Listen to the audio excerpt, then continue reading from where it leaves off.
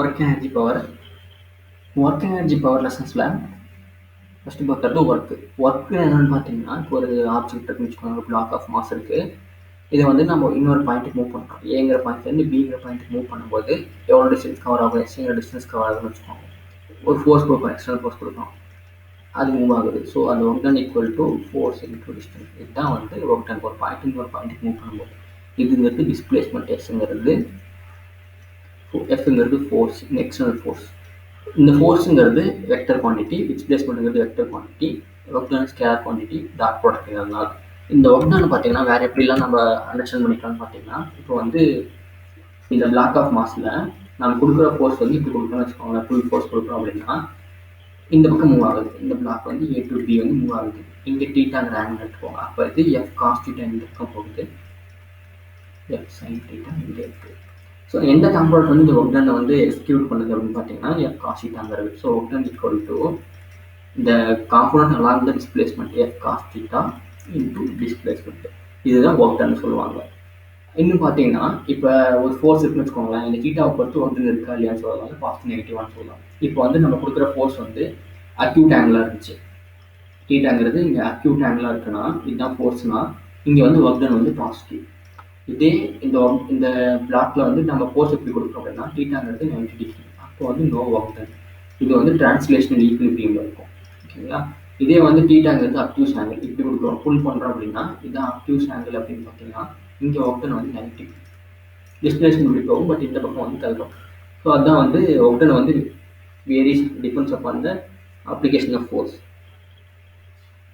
Next பார்த்தீங்கன்னா work done on a 3-dimensional space. Work done on a 3-dimensional space அப்படின்னு பார்த்தீங்கன்னா இது இல்லை. For example X Y Z ஆக்சிஸில் ஒரு கோஆர்டினேட்ஸ் எடுத்துக்கோங்க.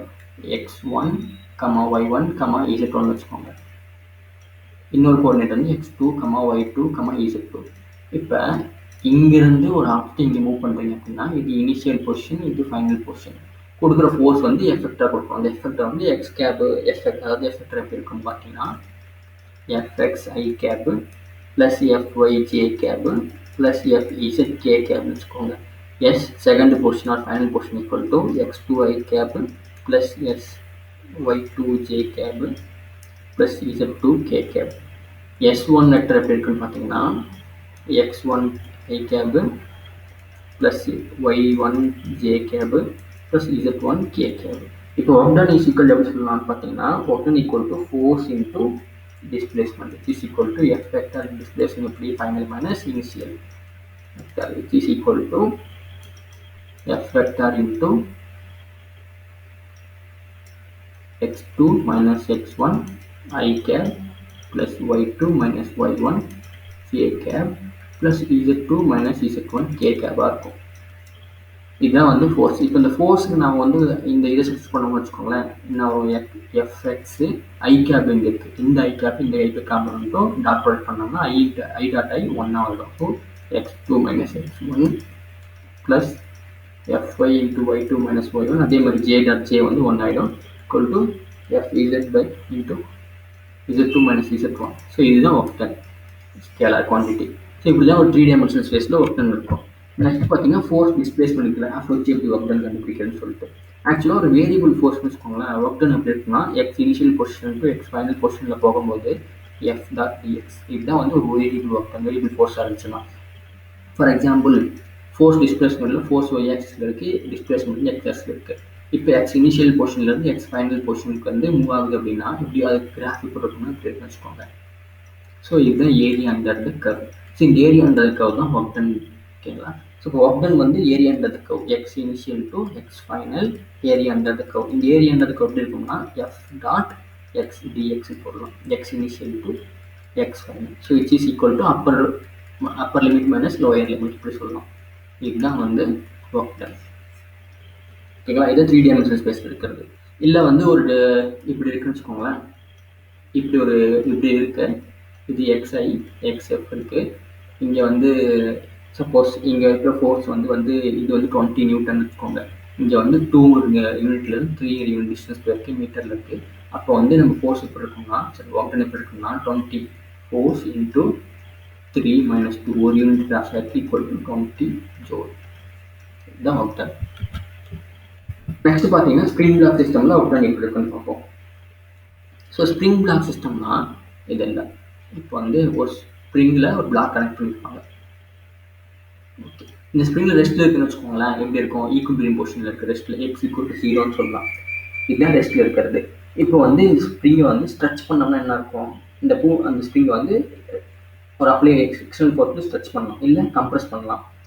ஸோ இப்படி வேணால் வந்து ஸ்ப்ரிங்கை எக்ஸ்டெண்ட் பண்ணலாம். ஓகேங்களா? இப்போ equilibrium position x equal to 0ன்னு சொல்லலாம். இதே வந்து ஸ்ட்ரெச் பண்ணுறோம், இல்லை பிடிச்சி இழுக்கிறோம்னு வச்சுக்கோங்களேன். ஈக்குவலிபிரியம் பொசிஷன் அது x equal to 0லேருந்து ஒரு டிஸ்டன்ஸ் மூவ் ஆயிருக்கு. அதான் plus X distance, x equal to plus எக்ஸ்ன்னு சொல்லிக்கலாம். ஓகேங்களா?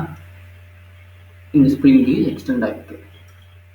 அப்போ எக்ஸ்டெண்ட் ஆனிச்சுன்னா அதுக்கு அந்த ஸ்ப்ரிங்கில் ஒரு எனர்ஜி ஸ்டோர் ஆகும். அந்த எலாஸ்டிக் பொட்டன்ஷியல் எனர்ஜி, அதுதான் அந்த எலாஸ்டிக் பொட்டன்ஷியல் எனர்ஜி சொல்லுவாங்க. இப்போ இந்த இடத்துல வந்து எக்ஸ்டர்னல் ஃபோர்ஸ் எப்படி கொடுக்குறோம்? எஃப் எக்ஸ்டர்னல் வந்து இப்படி கொடுக்குறோம். டிஸ்டன்ஸ் வந்து இப்படி மூவ் ஆயிருக்கு. பட் வந்து ஸ்ப்ரிங் ஃபோர்ஸ் எந்த பக்கம் ஆக்ட் ஆகும்? டுவோர்ட்ஸ் த ஈக்குவலிபிரியம் தான் ஸ்ப்ரிங் ஃபோர்ஸ் ஆக்ட் ஆகும். நெக்ஸ்ட் இன்னொரு கான்செப்ட் பார்ப்போம். இப்போ அதே X equal to 0 equilibrium position spring நீ போட்டுருக்கேன். இது வந்து மைனஸ் எக்ஸ் டிஸ்டன்ஸ் மூவ் ஆயிருக்கு. அப்போ எக்ஸ்டர்னல் ஃபோர்ஸ் எப்படி கொடுக்கணும்? இப்படி தான் எக்ஸ்டர்னல் ஃபோர்ஸ் கொடுக்கணும். அந்த மூவ் ஆகிருக்கிறது மைனஸ் எக்ஸ் டிஸ்டன்ஸ். அதே டிஸ்பிளேஸ்மெண்ட் நோக்கி தான் எக்ஸ்டர்னல் ஃபோர்ஸ் இருக்குது. பட் ஸ்ப்ரிங் ஃபோர்ஸ் எப்படி இருக்குன்னு பார்த்தீங்கன்னா இதை பிடிச்சி தள்ளணும், ஈக்குவலிபிரியம் பொசிஷனுக்கு போங்க அப்படின்ட்டு. இது எஃப்எக்ஸ் ஸ்ப்ரிங் ஃபோர்ஸு. ஸோ இது மூணில் என்ன தெரியுது அப்படின்னு பார்த்தீங்கன்னா, நம்ம வந்து கம்ப்ரெஸ் பண்ணுறோமோ இல்லை ஸ்ட்ரெச் பண்ணுறோமோ அப்புறம் வந்து எனர்ஜி ஸ்டோர் ஆகும், பொட்டன்ஷியல் எனர்ஜி. பட் வந்து ஃபோர்ஸ் 30% டிஸ்பிளேஸ்மெண்ட். எவ்வளோ டிஸ்பிளேஸ்மெண்ட் இருக்கோ அந்த அளவுக்கு ஃபோர்ஸ் இருக்கும். இப்போ எக்ஸ்டர்னல் ஃபோர்ஸாக இருந்தால் ஃபோர்ஸ் 30% எக்ஸ் டிஸ்பிளேஸ்மெண்ட் நோக்கி போகிறது. ஸ்ப்ரிங் ஃபோர்ஸ் வந்து force 30% minus X. Spring force அதாவது டிஸ்பிளேஸ்மெண்ட் இந்த பக்கம் போகுதுன்னா ஸ்ப்ரிங் ஃபோர்ஸ் இந்த பக்கம் போகிறது. அது மாதிரி ஆப்போசிட்டில் இருக்கிறது. ஸோ இந்த ப்ரொபோர்ஷனல் ரிமூவ் பண்ணுறதுக்கு கான்ஸ்டன்ட் கொடுக்கலாம், ஸ்ப்ரிங் கான்ஸ்டன்ட் கேஎக்ஸ். இது FS equal to minus kx spring constant. Spring constant பொறுத்து அது ஸ்டிஃபாக இந்த ரிலாக்ஸான ஸ்ப்ரிங்காக சொல்லலாம். இப்போ ஒர்க் டன் எப்படின்னு பார்த்தீங்கன்னா, work done is equal to nothing but integral of F dx 0 to equilibrium position 0 to mean position எக்ஸ்ன்னு வச்சுக்கலாம். இப்படி இருந்துச்சுன்னா என்ன வரும்? ஆஃப் கேஎக்ஸ் ஸ்கொயர்னு இருக்கும். இது work done by external force. இதே ஒர்க் டன் பை ஸ்ப்ரிங் ஃபோர்ஸ்னா மைனஸ் ஆஃப் கேஎக்ஸ் ஸ்கொயர்னு வரும். ஓகேங்களா? எஃப்ங்கிறது மைனஸ் கேஎக்ஸ் வந்துடும். ஓகேங்களா? ஏன்னா வந்து work done is by spring வந்து நெகட்டிவ்ல இருக்குது. Work done by external force is positive. ஏன்னா work done by spring is opposing the external work done. External force oppose பண்ணுது. இப்போ வந்து 0ங்கிற பாயிண்ட்ல இல்லாமல் ஒரு குறிப்பிட்ட X initial point to X final பாயிண்ட்னு கொடுத்தீங்கன்னு வச்சுக்கோங்களேன். அதுக்கேற்ற மாதிரி மாறிக்கலாம். இந்த எக்ஸ் ஸ்கொயருக்கு பதிலாக X F square minus X I ஸ்கொயர்னு போட்டுக்கலாம். இப்போ வெளியிலையும் மைனஸ் கேன்னு இருக்கும். -1/2 கே இருக்கும். இதான் ஒர்க் டன். ஸோ இப்படி யூஸ் பண்ணுவாங்க. நெக்ஸ்ட் பார்த்தீங்கன்னா conservative non conservative force. Conservative ஃபோர்ஸ்னா அதாவது டோட்டல் நெட்ஒர்க் வந்து 0வாக இருக்கும். அதே பொசிஷனில் இருந்துச்சுன்னு வச்சுக்கோங்க. ஃபார் எக்ஸாம்பிள் சொல்லுவேன், இங்கே விஸ்கஸ் ஃபோர்ஸ் எல்லாம் நான் கன்சர்வேட்டிவ் ஃபோர்ஸ். இப்போ இந்த மாதிரி viscous force, air resistance, frictional force இதெல்லாம் இல்லைன்னு அது conservative force. Viscous, frictional, resistance by air இதெல்லாம் வந்து non conservative forces. For example ஒரு ஆப்ஜெக்ட் வந்து ஏ டு பிக்கு மூவ் பண்ணுறீங்க. அது வந்து 3 பாத்துலேயே மூவ் பண்ணுறீங்க. ஃபர்ஸ்ட் பார்த்து, செகண்ட் பார்த்து, தேர்ட் பார்த்து. கன்சர்வேட்டிவ் ஃபோர்ஸ்னால் எந்த எனர்ஜி லாஸ் ஆகாது நடுவில். எல்லாம் ஒரு இப்போ இனிஷியல் பொசிஷனும் ஃபைனல் பொசிஷன் டிபெண்ட் மட்டும் தான் இருக்கும் கன்சர்வேட்டிவ் ஃபோர்ஸ்க்கு. பார்த்து எந்த பார்த்துன்னு எடுத்துக்கலாம். ஸோ ஓகேங்களா? எனர்ஜி லாஸ் ஆகாது. எல்லா பார்த்துக்கு போகிற எனர்ஜி ஃபோர்ஸ் எல்லாம் சேமாக தான் இருக்கும். So work done by first part is equal to work done by second part is equal to work done by third part. எல்லாம் ஈக்குவல் தான். டிபெண்ட்ஸ் கன்சர்வேட்டிவ் ஃபோர்ஸஸில் work done depends upon initial final position only. Non கன்சர்வேட்டிவ்ல work done depends on பார்த்தை பொறுத்து vary ஆகும். ஏன்னா நடுவில் ஏர் resistance ஒவ்வொரு பார்த்துலையும் ஒவ்வொரு ஏர் ரெசிஸ்டன்ஸ் இருக்கும், ஒவ்வொரு விஸ்கஸ் ஃபோர்ஸ் இருக்கும், ஒவ்வொரு ஃப்ரிக்ஷனல் ஃபோர்ஸ் இருக்கும். ஸோ அங்கே வந்து work done by first is not equal to second is not equal to third. 3 work டன்னு சேமாக இருக்காது, டிஃப்ரெண்ட் ஒர்க் டன்னாக இருக்கும். இந்த இடத்துல பார்த்தீங்கன்னா இப்போ ஏ டு பி போகுது, மறுபடியும் பி டு ஏ வந்துருச்சு. இது ஃபஸ்ட்டு பார்த்து எடுக்குது, இது தேர்ட் பார்த்து எடுக்குதுன்னு வச்சுக்கோங்களேன். இப்படி போயிட்டு இப்படி வருது. அப்போ வந்து work ton first part plus work done third part வந்து 0வாக இருக்கும். ஓகேங்களா? ஏன்னா நோ நெட்வொர்க் டிஸ்பிளேஸ்மெண்ட் ஏக்கு திரும்பி வந்துருச்சு. ஆனால் இங்கே வந்து பார்த்தீங்கன்னா ஒர்க் டன் ப்ளஸ் ஃபஸ்ட்டு பார்த்து ப்ளஸ் ஒர்க் டன் தேர்ட் பார்த்து அப்படியே திரும்பி வரணும்னா நாட் ஈக்குவல் டு 0வாக இருக்கும். ஓகேங்களா? ஏன்னா எனர்ஜி லாஸ் ஆகிருக்கு. போகிறது வேறு வழி, வரது வேறு வழி, எனர்ஜி லாஸ் ஆகிருக்கும். ஓகேங்களா? டிபெண்ட்ஸ் ஆன் த பார்த்து நான் கன்சர்வேட்டிவ் ஃபோர்ஸஸ்க்கு. ஸோ நெக்ஸ்ட் பார்த்தீங்கன்னா எனர்ஜின்னு பார்த்தீங்கன்னா எனர்ஜியில் 2 இருக்குது. பொட்டன்ஷியல் எனர்ஜி, கைனடிக் எனர்ஜின்னு சொல்லிட்டு. பொட்டன்ஷியல் யூனிட் போனால் கைனடிக் எனர்ஜி கேன்னு கூட வச்சுக்கலாம். ஓகேங்களா? ஸோ பொட்டன்ஷியல் இருந்தால் எனர்ஜி ஸ்டோர் ஆகுறது. ஒரு ஒர்க் டன் பண்ணும்போது அந்த ஆப்ஜெக்ட்ல எனர்ஜி ஸ்டோர் பண்ணுறது. ஃபார் எக்ஸாம்பிள் ஒரு ஆப்ஜெக்ட் கீழே ஒரு கிரவுண்ட்ல இருந்து ஒரு ஹைட் ஹச்சுக்கு மூவ் பண்ணுறோம்னா இங்கே கிராவிடேஷன் பொட்டன்ஷியல் வந்து ஸ்டோர் ஆகும் ஹைட்டுங்க ஹச்சு மூவ் பண்ணுறதுனால. கைனடிக் எனர்ஜி ஒரு ஆப்ஜெக்ட் மோஷனில் இருக்கும்போது கிடைக்கிறது. ஃபார் எக்ஸாம்பிள் கைனடிக் எனர்ஜி வச்சுக்கோங்களேன், டிஃபரன்ஸ் அப்பான் mv ஸ்கொயர் இருக்கும். எந்த பக்கம் மூவ் பண்ணுறோம் அது பொறுத்து மாறாது. மாசும் வெலாசிட்டி பொறுத்து கைனடிக் எனர்ஜி சேஞ்ச் ஆகும். இப்போ நிறைய மாசஸ் இருக்குது, நிறைய வெலாசிட்டி இருக்குன்னா சம்மேஷன் ஆஃப் mi vi ஸ்கொயர்னு வச்சுக்கலாம். i equal to first object nth object வரைக்கும் இருக்கிறது. இதை கைனடிக் எனர்ஜி சொல்லலாம். இப்போ கைனடிக் எனர்ஜிக்கும் வந்து மொமெண்டமுக்கு என்ன ரிலேஷன் பார்த்தீங்கன்னா, மொமெண்டம் வந்து p equal to mv, kinetic energy equal to half mv square. எனக்கு என்ன ரிலேஷன் பார்த்தீங்கன்னா, இப்போ வந்து இது எப்படி சொல்லலாம்னா mv ஹோல் ஸ்கொயர் எழுதிட்டு 1/2m போட்டுக்கலாம். இப்போ வந்து mv ஹோல் ஸ்கொயர் தான் வந்து மொமெண்டம். சப்ஸ்டிட் பண்ணோம்னா p ஸ்கொயர் பை 2m வச்சுக்கலாம். So p is equal to √2mk. இதுதான் மொமெண்டம் எனர்ஜிக்கு relation. Next work energy theorem. So work energy தியரமில் அப்படி ஒர்க் எனர்ஜி என்னன்னா, அதாவது கன்சர்வேஷன் ஒர்க் எனர்ஜி ஆகும், எனர்ஜி ஒர்க்காக மாற மாதிரி இருக்கு. ஒர்க் எனர்ஜி ஓரளவு பண்ணிக்கலாம். அந்த டோட்டல் எனர்ஜி எப்படி இருக்கும்னா கைனடிக் எனர்ஜி ப்ளஸ் பொட்டன்ஷியல் எனர்ஜியாக இருக்கும். இப்போ ஒர்க் ரிலேட்டட் டு கைனடிக் எனர்ஜினா work is equal to change in kinetic energy அல்லது K final minus K initial. Work done is equal to net work done is equal to half m v final square minus v initial square. இந்த net work done எப்படிலாம் இருக்கலாம்னு பார்த்தீங்கன்னா, work done by conservative plus work done by non conservative plus work done by external work done, இதெல்லாம் இருக்கலாம். இதெல்லாம் சேர்ந்து தான் net work done சொல்லுவாங்க. ஸோ இது வந்து change in kinetic energy, positive change in kinetic எனர்ஜின்னு சொல்லலாம். அடுத்தது வந்து பொட்டன்ஷியல் எனர்ஜி பற்றி பார்ப்போம். ஸோ பொட்டன்ஷியல் எனர்ஜி அப்படின்னு பார்த்தீங்கன்னா, நம்ம சொன்ன மாதிரி ஒரு ஆப்ஜெக்ட் வந்து கிரவுண்டில் இருக்குது, இது ஒரு ஹைட்டுக்கு மூவ் பண்ணுறீங்க அப்படின்னா இங்கே ஸ்டோர் பண்ணியிருக்கிறது கிராவிடேஷன் பொட்டன்ஷியல் எனர்ஜி. ஸோ இந்த gravitation potential energy depends upon the ஹைட்டை இன்க்ரீஸ் பண்ணிக்கிட்டுனா கிராவிடேஷன் பொட்டன்ஷியல் இருக்கும். எப்படி கிராவிடேஷன் பொட்டன்ஷியல் எனர்ஜினா this energy stored in the body when move through height due to space due to gravity. அந்த force எப்படி act ஆகும்? F equal to mg, இதுதான் gravitation force. So F equal to mg act ஆகும். So mg h, ஓகேங்களா? F into x, xங்கிறது hன்னு அர்த்தம். இது mg. ஓகே, mgh தான் கிராவிடேஷன் பொட்டன்ஷியல் எனர்ஜின்னு சொல்லுவாங்க.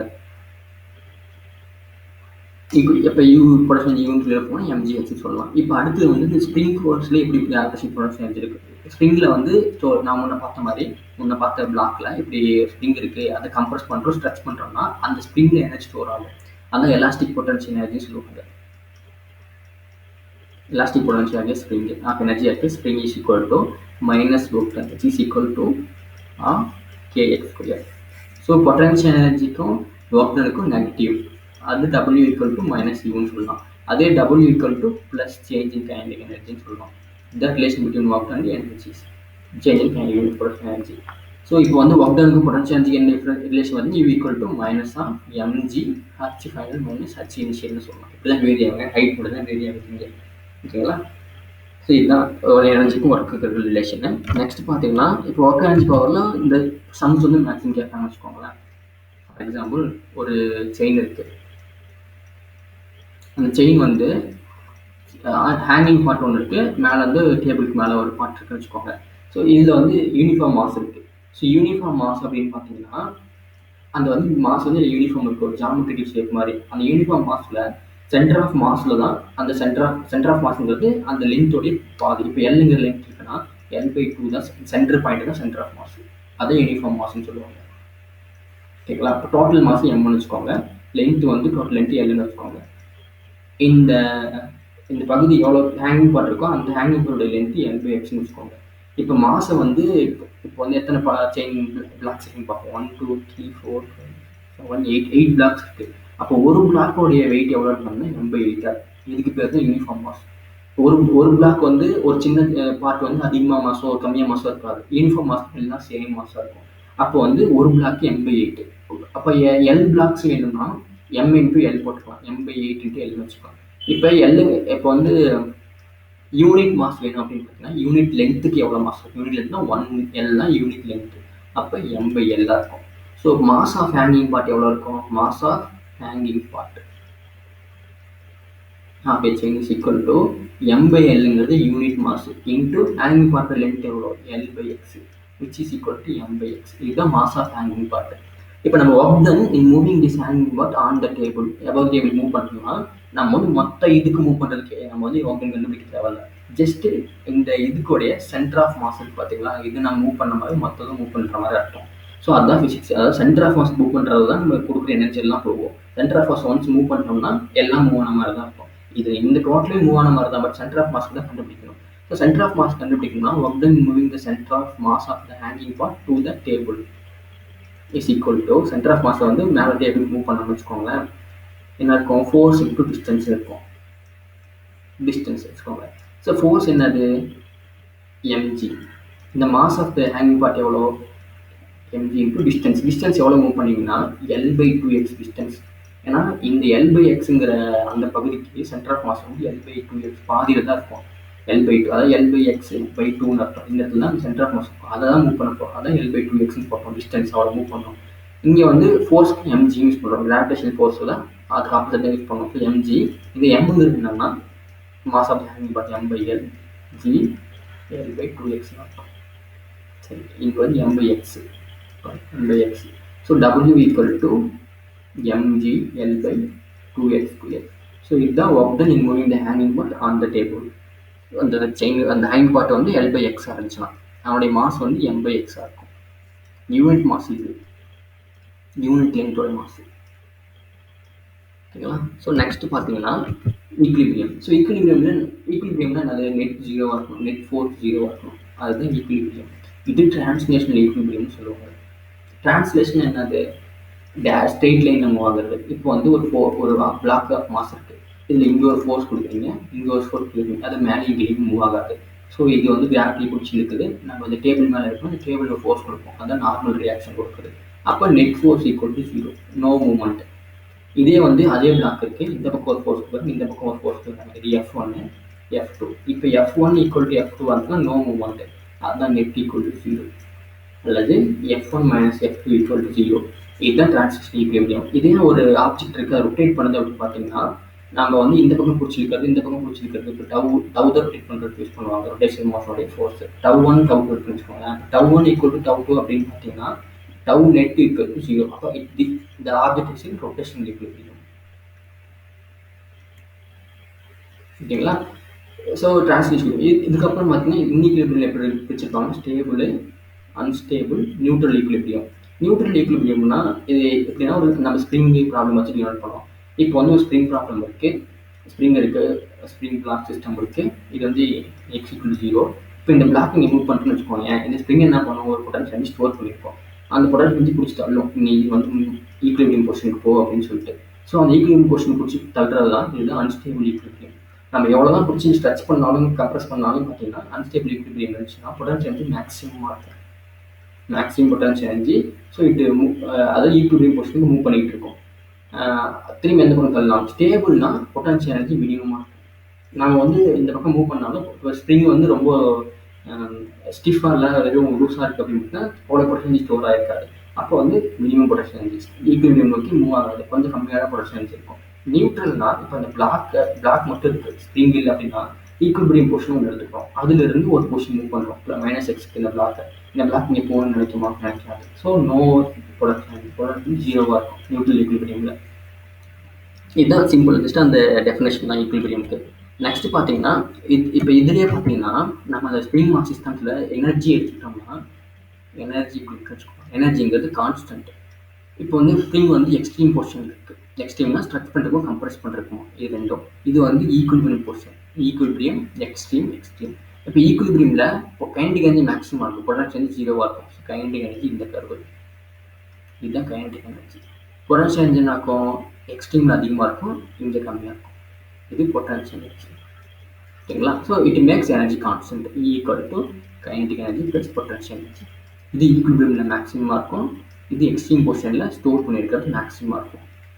ஓகேங்களா. அவ்வளோதான் டிஃப்ரென்ஸு. அதாவது இப்படி இருக்குன்னா 0 + x -x இருக்குன்னா இங்கே பொட்டன்ஷியல் எனர்ஜி மேக்ஸிமமாக இருக்கும், இங்கே பொட்டன்ஷியல் எனர்ஜி மேக்ஸிமமாக இருக்கும், கைனடிக் எனர்ஜி மேக்ஸிமமாக இருக்கும். கைனடிக் எனர்ஜி மேக்ஸிமம் வெலாசிட்டி மேக்ஸிமமாக இருக்கும். அப்போ வந்து இங்கே போயிட்டு வரும்போது இங்கே வெலாசிட்டி 0வாக இருக்கும், இங்கே வெலாசிட்டி 0வாக இருக்கும்னு சொல்லலாம், இங்கே மேக்ஸிமமாக இருக்கும்னு சொல்லலாம். ஸோ லாஸ்ட் டாபிக் என்னன்னு பார்த்தீங்கன்னா பவர்னா rate of doing work. Power is equal to work done by டைம்னு சொல்லுவாங்க. இதுதான் ஆவரேஜ் பவர். இது power equal to energy by time taken சொல்லலாம். இப்போ இன்ஸ்டன்டேனியஸ் பவர்னு வச்சுக்கோங்களேன், P is equal to dW by dtன்னு சொல்லலாமா, ஈக்குவல் டு dW அது F into dx by dt. இந்த dx by dt என்னது velocity. So F vector dot V vector இதுதான் வந்து பவர். ஸோ பவரோட யூனிட் என்னது வாட், அதில் ஹார்ஸ் பவர் கமெண்ட் சொல்லிட்டோம். 1 ஹார்ஸ் பவர் ஈக்குவல் டு என்னன்னு பார்த்தீங்கன்னா 746 வாட்னு சொல்லுவாங்க.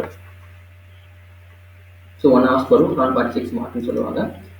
ஃபோர்ஸ்க்கு எஃப் இன்ட்டு டிவி இது கூட யூஸ் பண்ணிக்கலாம். ஃபார்முலா பவருக்கு எஃப்பி கூட யூஸ் பண்ணிக்கலாம். எஃப்பி காஸ் தீட்டான்னு யூஸ் பண்ணிக்கலாம், அல்லது எஃப்இன்னு சொல்லிக்கலாம் அந்த தீட்டாவை பொறுத்து. ஸோ அவ்வளோதான் பவர் பற்றி. ஸோ அவ்வளோதான் ஒர்க் எனர்ஜி பவர் ரிலேஷன்ஸ்.